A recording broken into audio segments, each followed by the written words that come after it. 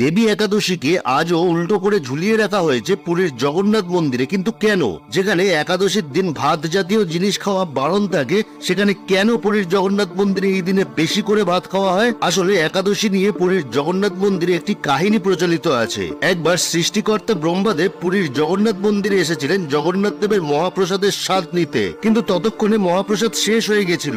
বাইরে একটা জায়গায় অল্প একটু ভাত পড়েছিল, যেটা একটা কুকুর চেটে চেটে খাচ্ছিল। ব্রহ্মাদেব মহাপ্রসাদ খাওয়ার জন্য এতটাই উতলা হয়ে পড়েছিলেন যে ওই কুকুরের সঙ্গে বসেই পড়ে থাকা ভাতগুলো উনি খাওয়া শুরু করেন। কিন্তু সেদিন ছিল একাদশী তিথি, তাই ওই সময় দেবী একাদশী ওখানে প্রকট হয়ে ব্রহ্মাদেবকে অপমান করেছিলেন, এমনকি মহাপ্রসাদকে নিয়েও কিছু কটূক্তি কথা বলেছিলেন। এসব দেখে স্বয়ং জগন্নাথ দেব ওখানে উপস্থিত হয়ে ঘোষণা করেছিলেন যে এরপর থেকে আমার মহাপ্রসাদের উপর একাদশী বা অন্য কোনো ব্রত ও উপোসের নিয়ম লাগু হবে না। এরপরই নাকি জগন্নাথ দেব শ্রীমন্দিরের পিছনের দিকে দেবী একাদশীকে উল্টো করে ঝুলিয়ে দিয়েছিলেন।